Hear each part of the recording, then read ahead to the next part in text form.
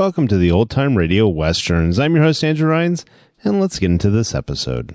This episode is going to be Tales of the Texas Rangers. Original air date is December 23rd, 1951, and the title is Christmas Payoff. Hope you enjoy, and again, thanks for listening.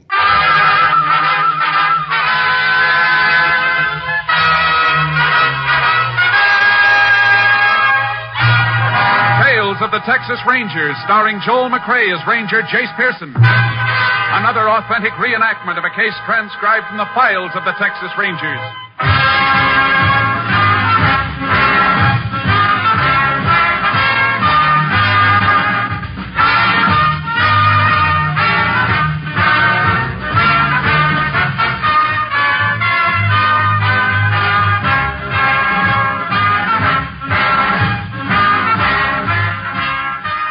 Dates and places in the following story are fictitious for obvious reasons. The events themselves are a matter of record.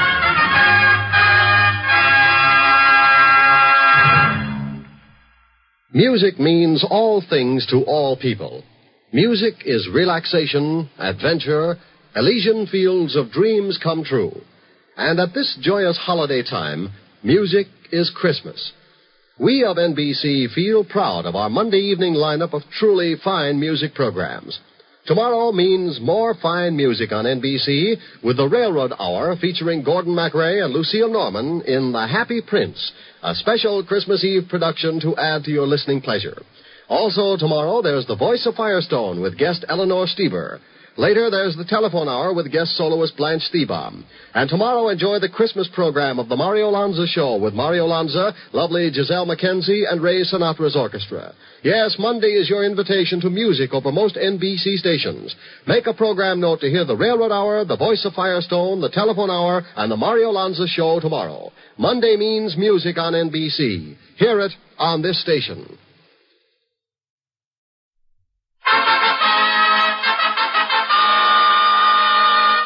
And now, from the files of the Texas Rangers, the case called Christmas Payoff.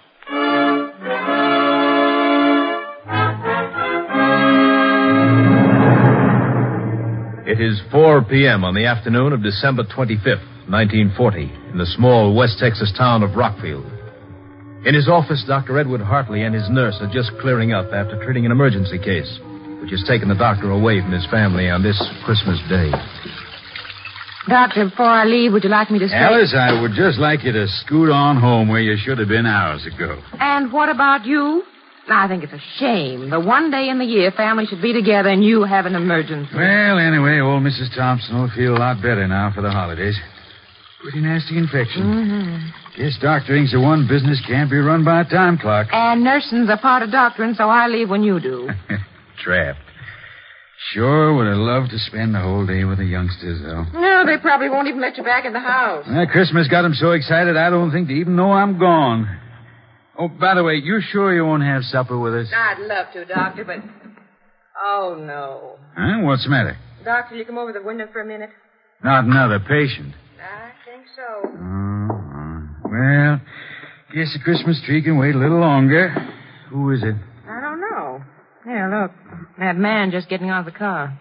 I don't recognize him. That arm must be in pretty bad shape. Bandage clear to the elbow. And why didn't he come in 2 hours ago? Huh? What do you mean? That man was sitting in that car 2 hours ago. Only was parked in front of the house next door. I wonder... Come away from there. What, Doctor, what... I don't want him to see you. Now, go on. What else? Well, just an hour later, when I took Mrs. Thompson out to her car, he was still there. And he meant it. He really meant it. Doctor, what is it? Alice, now listen to me. Don't ask any questions. I want you to get in the supply closet and stay there. What? Whatever you do, don't make a sound. No matter what happens out here, don't give yourself away. You understand me? Your life depends on it. What is it? Why don't we call the sheriff? I'm going to. Now, hurry into the closet. Now, remember, not a sound. I should have known it'd come. I didn't know when. Come on. Operator, this is Doc Hartley. Listen carefully. I have to speak quietly. Get the sheriff to my office as quick as you can, and don't call back. Just get him out here. Can't stall any longer. Come in. Just a minute. Here goes.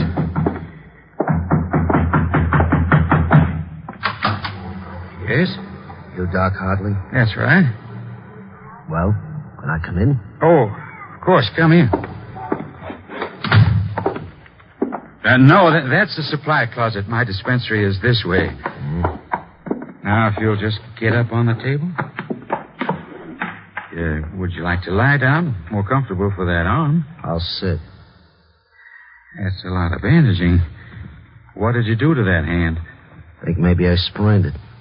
You're the doc. Suppose you tell me. Always work this slow, Doc? Oh, I'm sorry. Where's your nurse? She's gone home a long time ago. Not even supposed to be working today. This is Christmas, you know. Yeah, I know. Why don't you pull the last of the bandage off, Doc? Don't you want to see my hand? I know what's in it. Then I'll do it myself. Yeah. See? There's your Christmas present, Doc, in my fist. Nice 38. Don't you want it, Doc? Why are you doing this? Why? Maybe I shouldn't give it to you. You guessed what it was. Spoiled my surprise. Nah, you look like a nice guy. I'll give it to you anyway. Look at me, Doc. You know what it's for. You get your... Merry Christmas, Doc.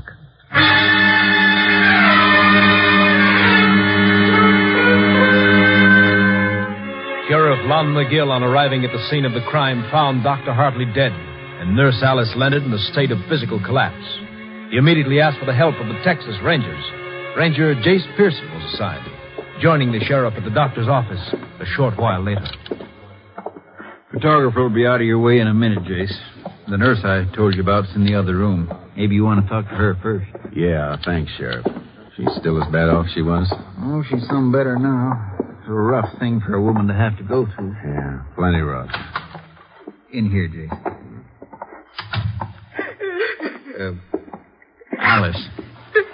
Alice, this is Ranger Pearson. It's Alice Leonard, Jayce. Been Doc Hartley's nurse for 6 years. Howdy, ma'am. I'm sorry. I just can't seem to get a hold of myself. But it was so horrible. It was horrible. I know how you must feel, ma'am, but you'll be helping a lot by answering a few questions. I've tried. Fine. Sheriff here has given me what you told him, so I won't put you through that again. Just want to clear up a few things. You know of anyone who might have wanted Doc dead? Oh, what sort of person would want that? Doctor was a wonderful man. Never had an enemy in his life. Sheriff, he'll tell you that. That's right, Jayce. Doc was a real popular man in this town. I never heard a word against him. Friend didn't put him where he is now, Sheriff. Ma'am, you say you saw the killer's face? Yes, through the keyhole. You think you'd recognize him if you saw him again? Yes, I'm sure I would. Good. Now, from their conversation, would you say the doctor knew this man? No. Yet when he saw him through the window, he made you hide in the closet. Yes, that's right. He say anything at all about the man? No. Wait, I remember now. He said something about... He meant it. He meant it? Yes. What is it, ma'am? I just remembered something. A note. What note, Alice? A few weeks ago, the doctor got a letter. I opened it because I take care of his mail. Go on. Inside was just a piece of paper with words cut out from newspapers pasted to it. It said the payoff is soon. What did the doctor say when he saw it? Well, he just laughed, said it was some sort of joke. But I caught him sitting and staring at it a few times after that. You know where that letter is? Well, I think it's in his desk. Miss Leonard, you remember anything about the car this man drove? No. Says that it was black, a sedan. Oh, and the front fender had a big dent in it. I remember I could see it from the office window. I think that'll do for now, ma'am. You go home and try and get some rest. Tell the deputy I said to drive you home, Alice. I will. I hope you find the man that did this. I hope you find him. Oh, poor woman. She was mighty fond of the doc, Jayce. Must have spent some bad minutes in that closet. Yeah, the doc had a couple of bad minutes, too, Sheriff. The photographer must be finished in there by now. Let's take a look. Nothing's been touched in there, Jayce. Everything's just the way we found it. Thought you'd want it that way. Thanks, Sheriff. Let's have a look at the doc. I'll just whip the sheet off him here. Shot at close range, all right. Powder burns. The angle of the shot seemed to bear out the nurse's story. Ballistics will fill us in later. Let's have a look at this desk. Okay, Jayce? Well, there's not much on this side, Jayce. What's the matter? Drawer full of Christmas candies. That'll be a nice Christmas for those poor kids. Hey, wait a minute, Jayce. I think this is what you want. Yeah, that's it. The payoff is soon. No envelope with it? I reckon Doc threw that away. It'd be a tough one to trace. Cheap paper, the message in newspaper captions. And it's used a lot for blackmail because it's so hard to run down. Well, where to now, Jayce? Has the doc's wife been told about this yet? No. Been holding off. I sure don't relish it none. Those kids and all. Let's tell her together then, Sheriff. It's a little easier that way. Thanks, Jayce. Anything more we can do here? No, but before we go, I want to check on that black sedan with a smashed front fender. See if it's on the stolen car list. Sure thing. If you can spare a couple of deputies, Sheriff, I'd like them to do a house-to-house on this street. Maybe somebody else got a look at that car or the killer. It's a good idea, Jayce. There's not much to go on, is there? There's enough. They always leave enough. And this is one killer I want, Sheriff. I want him bad.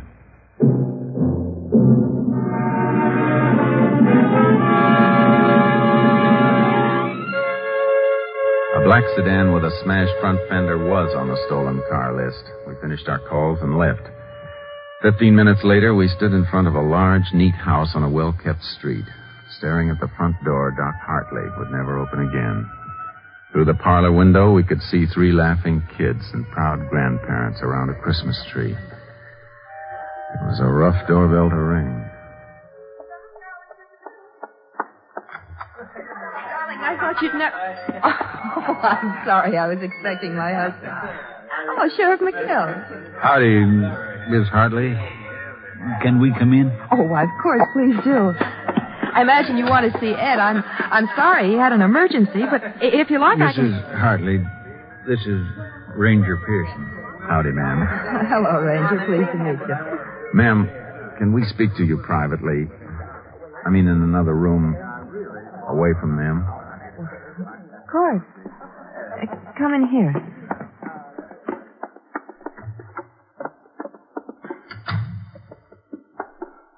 Well, what is it? Ma'am, it's best to say it quickly.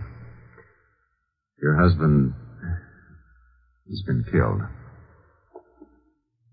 Oh, no. Here, you better sit down, Miss Hartley.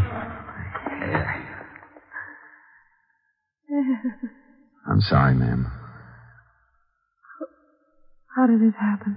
He was shot, ma'am, by a man who came in asking for treatment. I want to find that man, Mrs. Hartley. I know how you feel at a time like this, but if you could answer a few questions, it'd help. I'll try. Has anyone threatened your husband that you know of? Did he seem worried lately? No. Did anyone call him today beside the woman he went to treat? Just a man. What man? A little past noon, the phone rang. Some man asked for my husband. I told him he was at the office on an emergency, and he just hung up. You recognize the voice, Mrs. Hartley? No. Just one more question, ma'am. Do you know of anyone who had a grudge against the doctor who'd have wanted this to happen? No. Nobody. Nobody except... Except who? Oh, I was thinking of that man, the one he sent to prison. Sent to prison, ma'am? I think I can explain that, Jayce. You mean that Nixon thing, Miss Hartley? Yes. Well, it happened a couple of years back, Jayce. A fellow named Al Nixon robbed the payroll of a gas cracking plant about 40 miles from here. Shot during the getaway, though. Came through here and forced Doc Hartley to treat him at gunpoint. You know what kind of stretch they gave him, Sheriff? No, I don't remember. You see, that was before I was sheriff. I was living at the other end of the county then. Well, anyway, seems Doc somehow sneaked a phone call while he was treating Nixon, and the police got him. Isn't that right, Miss Hartley? Yes. They sent him to Huntsville. Mrs. Hartley, I'm sorry to put you through this. We're going to leave now. Is there anything we can do for you? Nothing. There's nothing anyone can do. How will I tell the children?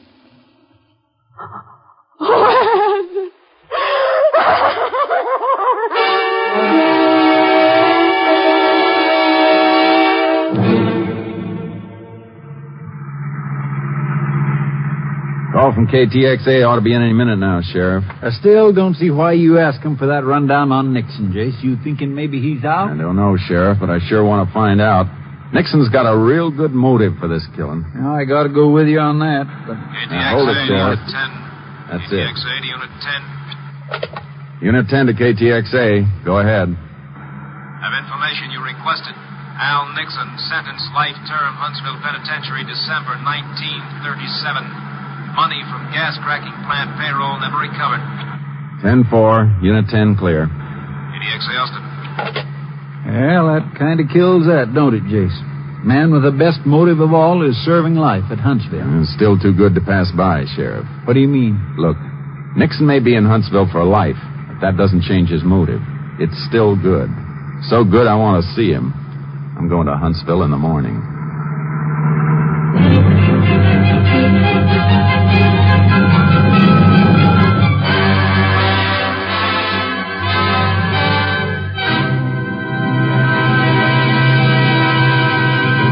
In a moment, we will continue with Tales of the Texas Rangers, starring Joel McCrea as Ranger Jayce Pearson. Who catches tuberculosis? The young? Yes, but so do the old. And so do people of any race or nationality. 500,000 Americans are afflicted with TB. 40,000 a year die from it. Yet TB is preventable and curable. It can be controlled. How? One way is through Christmas seals. Christmas seals are the sole support of the 3,000 voluntary associations affiliated with the National Tuberculosis Association, which are fighting to wipe out TB in their communities. The greater the Christmas seal sale, the nearer we are to ending the scourge of tuberculosis. If you haven't already purchased your Christmas seals, you can still buy and use them. Be glad of this easy, inexpensive way to help others. Be grateful for the opportunity to help safeguard your own home against the dread white plague. And now back to Tales of the Texas Rangers, starring Joel McCrea. We continue now with Tales of the Texas Rangers and our authentic story, Christmas Payoff.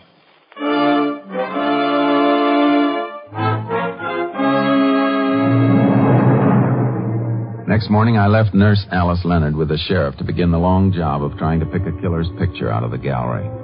Then I headed for Huntsville. I wasn't in the visiting room 5 minutes when Nixon was brought in. A brutal-looking little man who shuffled forward and sat across the table from me, waiting for me to talk.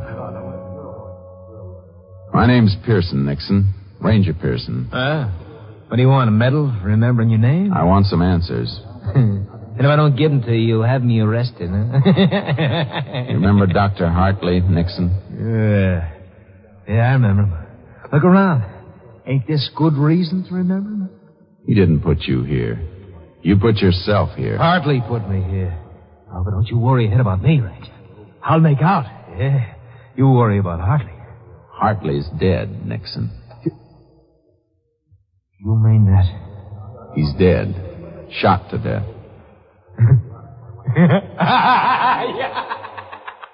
Something funny, Nixon? Sure. Don't you get it? He put me in here, now he's dead, but I'm still alive. Ooh, you cops, you're all so smart, ain't you? Sure, you got me, but you never got the money. And best of all, Hartley's dead. You're in the right place, Nixon. So that's why you're here, huh? Maybe I killed him, huh?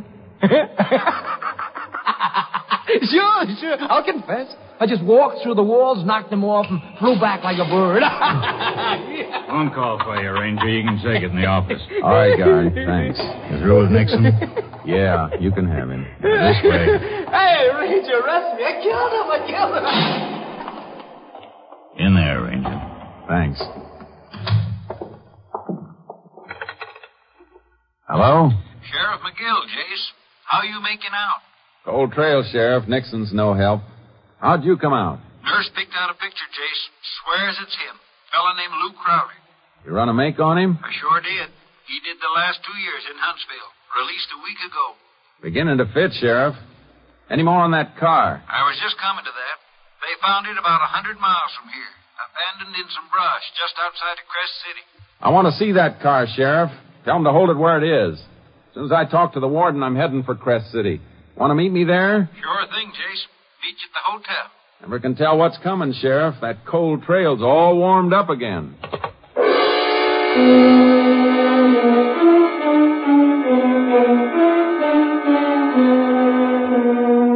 I had my talk with the warden and then met the sheriff in Crest City. As we headed for the spot where the abandoned car had been found, I kept thinking of Doc's wife and her 3 small kids. I was getting closer to a killer, and I liked it. No, I don't know, Jayce. No matter how I figure it, there's always a couple of loose ends. Well, then try this, Sheriff. Al Nixon is doing life for a payroll robbery, and he's convinced it's Doc Hartley's fault. Now, that payroll was never found because Nixon hid it someplace before they got him. Yeah, I follow that far, Jayce. In Huntsville with Nixon was Lou Crowder. Now, Nixon knew he wasn't ever going to get to use that money, so suppose he made a deal with Crowder. Crowder could have it if he killed Doc Hartley. But what was to stop Crowder from just digging up the money and not killing the doc? Now, Nixon's too smart for that, Sheriff. Probably set it up so he'd let Crowder know where the money is after he was sure of Doc's death. It figures all right. But how would he let Crowder know? By letter, Sheriff. The warden told me Nixon's already written Crowder 3 times. What good would that do? All mail coming out of Huntsville is censored, Jayce. I know, but the 2 men had plenty of time to rig a code when they were together in the pen. Then a letter could be the answer. That's right. The highway patrol car up ahead must be where the car is. Yeah. Yeah, this is it. Howdy, fellas. There's a car, Jayce, just behind this brush. Jayce, even if your figuring's right, what do you reckon this car is going to tell us? Just one thing, Sheriff.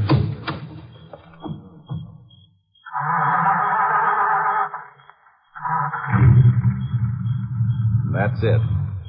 I don't get it, Jayce. You will. Look, would Crowder want to hang around a town he'd killed a man in? No, reckon not. But if he's expecting a letter from Nixon, he's got a light someplace to get it. What are you driving at? Put this together. This car's still in running order. Crowder didn't have to leave it. That makes Crest City a pretty good bet for the place the letter's going to be picked up. But what if Crowder's already picked the letter up? It's not likely. Nixon didn't even know about the killing till I told him today. And he'd want to be sure before he paid off. What if Nixon double-crosses Crowder? Suppose he don't send the letter telling where the money is. He'll send it, Sheriff. I got a good look at Nixon's face when I told him Doc was dead. He'll send it.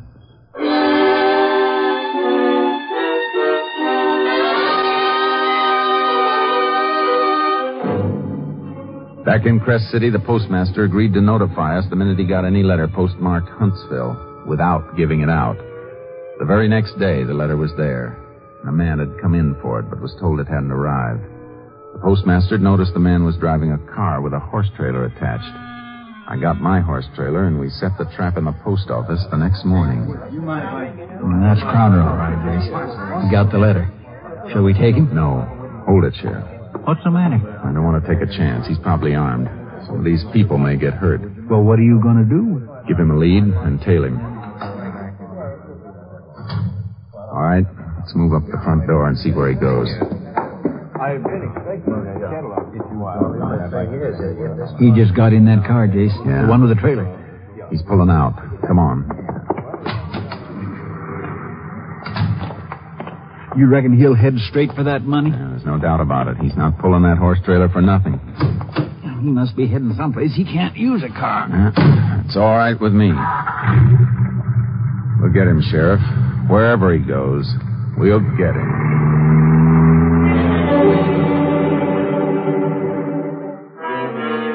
For almost 3 hours, we trailed Crowder by car, never getting too near him, just pinpointing him.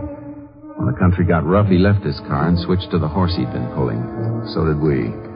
We gave him a bigger lead and just followed his tracks. Awful rough climb, Jayce. You sure were following him? I don't see any tracks. I'm following him all right, Sheriff. Didn't you just see that turned rock, moist on one side? A hoof did that. Beats me how you spot him. Hold it, Sheriff. Oh. It's a drop-off just ahead. I want to look.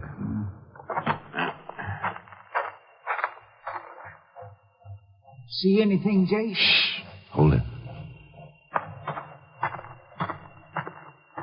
He's just over the drop, about 20 feet. Is he digging, Jayce? Better than that, Sheriff. He's found it already. Now, look, Sheriff. He's in a dead-end canyon. I'm going down after him.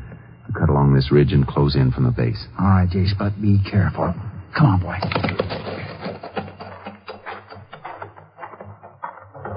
Crowder! Get your hands up. You'll never take me, copper! That's a warning, Crowder. Next one will be through your head. Now throw your gun away. All right, don't shoot. You see my hands are up. Keep them there. Look, Ranger, there's $30,000 here. I'll make a deal with you. Take half the money. Just give me a chance. Like the chance you gave Doc? You're not going to get that money. No, you don't. Give me that knife. You all right, Greg? Yeah, I'm all right, Sheriff. You were taking an awful chance that way, Jayce. I know it, Sheriff. I had a bad minute there when I saw his knife glint in the sun. Thought you'd have to gun him for sure. I didn't want it that way. I had to take Crowder alive, Sheriff. He's my Christmas present to the warden at Huntsville.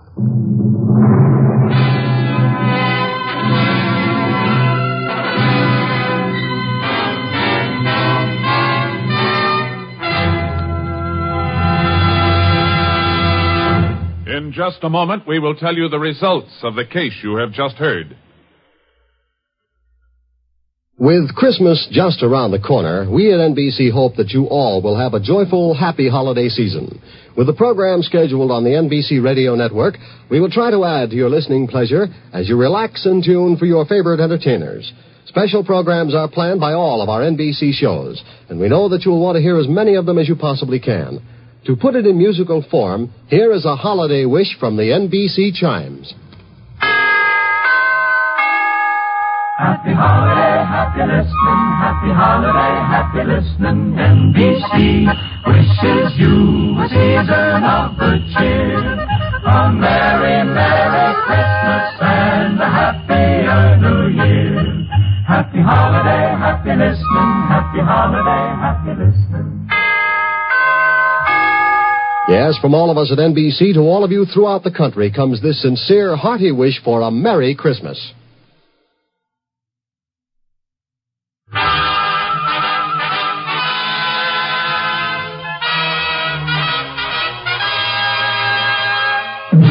And now, here are the results of the case you have just heard. On February 3rd, 1941, Al Nixon was removed from Huntsville Penitentiary to stand trial along with Lou Crowder for the premeditated murder of Dr. Hartley. Both men were found guilty. The sentence, death in the electric chair. This is Joel McCrea, folks. I just want to say I hope you'll all have a happy holiday season and many more to come. See you next week. Next week, Joel McCrea in another authentic reenactment of a case from the files of the Texas Rangers.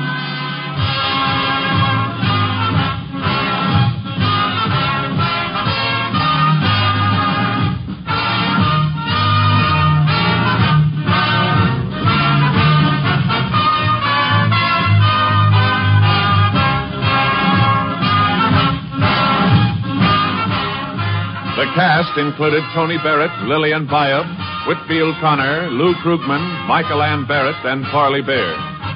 Technical advisor was Captain M.T. Lone Wolf Gonzalez of the Texas Rangers. This story was transcribed and adapted by Anthony Barrett, and the program was produced and directed by Stacy Keach. Hal Gibney speaking.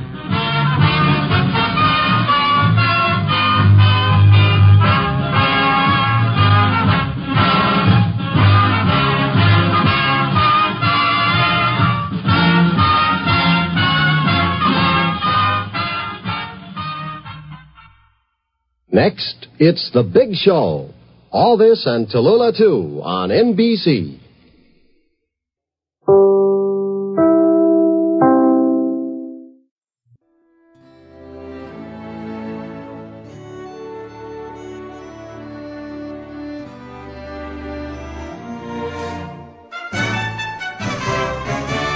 This has been a presentation of OTRWesterns.com, and we hope you enjoyed. Please take some time to like and rate our shows in your favorite podcast application. Follow us on Facebook by going to OTRWesterns.com/Facebook.